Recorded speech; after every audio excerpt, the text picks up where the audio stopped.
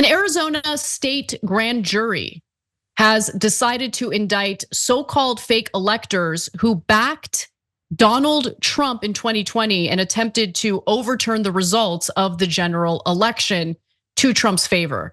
Now, 1 month after the 2020 election, 11 Trump supporters from Arizona convened at the Arizona GOP headquarters in Phoenix and signed a certificate claiming to be Arizona's 11 electors to the Electoral College.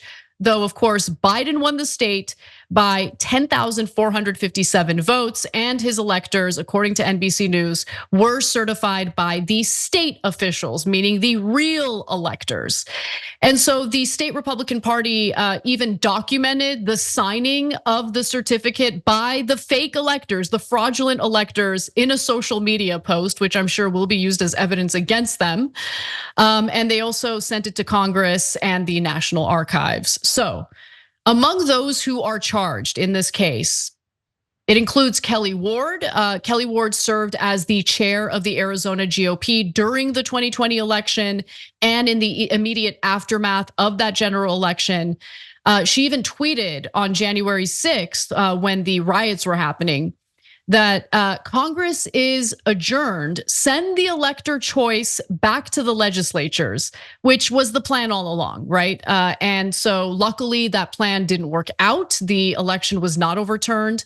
But others who have been charged in this case include state legislators Anthony Kern and Jake Hoffman, Michael Ward, who happens to be Kelly Ward's husband, Tyler Bauer, the RNC's Arizona committeeman and chief operating officer of the Trump-aligned Turning Point USA. You also have Greg Safston, the former Arizona GOP executive director, former US Senate candidate Jim Layman.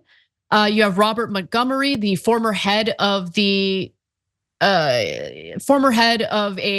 GOP party in a county in Arizona, and Republican Party activists Samuel Moorhead, Nancy Cottle, and Lorraine Pellegrino, which really does that, delicious mineral water brand dirty. It really does. Okay, so John, I have more details, but look, the Attorney General Chris Mays got elected in November of 2022. She's the one who pursued this. So for those wondering why did it take so long, she didn't get elected. Chris Mays didn't get elected until 2022, November of 2022. So the investigation was conducted, a grand jury was called, and the grand jury has decided to basically charge these 11 fraudulent electors. Pausing here to deliver some honest truth as we do in our news coverage as well. TYT is facing challenges, guys, as the entire industry is. You know who could make the difference? You. If you hit the join button below, it's gonna make all the difference and keep us in business. We appreciate you, thank you. What say you about this? Yeah, it's been an interesting week for fake elector scheme updates that we had sort of known that there could be charges in Arizona. That's been floating around now for like 6 months or something. We've been waiting on it. And finally it comes out this week. At the same time, in Michigan, Trump is he's declared, at least by his state report, that he's a co-conspirator with their fake elector scheme. We'll see if charges come out of that. So if you had finally caught up to understanding all the legal challenges facing Donald Trump, get ready, there's gonna be more coming. But anyway, when it comes to this one, it is a reminder that elections matter and that these races that we don't necessarily cover, like who will be the Attorney General of Arizona or whatever, it matters because if the Republican had won, this would not be going forward. They would not be investigating this, just to be very clear. And on the flip side of that, since 2020, Republicans have run in and won many of these minor elected offices, some of secretaries of state, county board of electors, those sorts of things.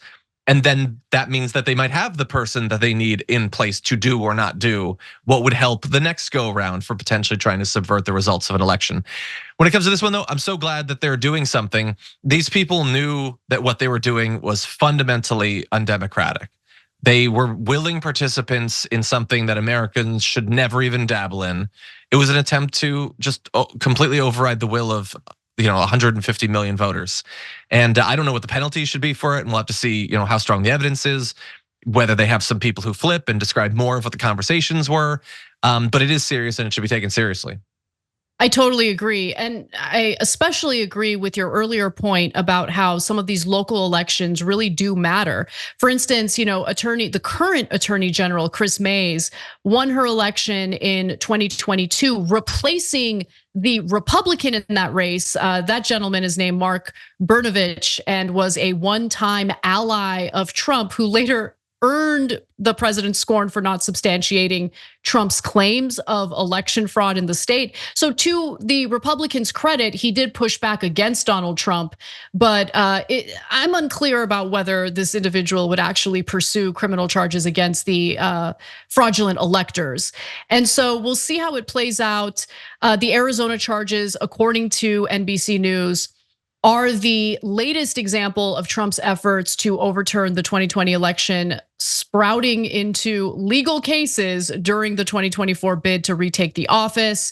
And keep in mind that the fake elector scheme didn't just happen in Arizona, it happened in 7 separate states, including in states like New Mexico, which didn't have any pending litigation from the Trump camp in regard to election fraud or anything like that. You know how like they would claim election fraud in all these different states where Trump lost? They didn't do so in New Mexico, but they pursued fake electors in that state anyway, making it pretty clear to me that they were trying to steal the election, right? Like when you can't point to any fraud or even any litigation you engaged in against the state, it just makes it clear that implementing fake electors there was a point to it, and it was to overturn the result of the election. Biden won by 11 points in New Mexico in 2020.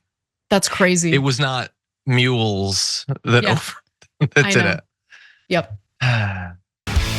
Thanks for watching the video, guys. We also love it if you hit the join button below because that makes you a member, and members allow us to be independent, honest. We can be as progressive as we want, no corporate media influence, and that's all because of you guys. We love doing the show with our members. Hit the join button, become one of the Young Turks.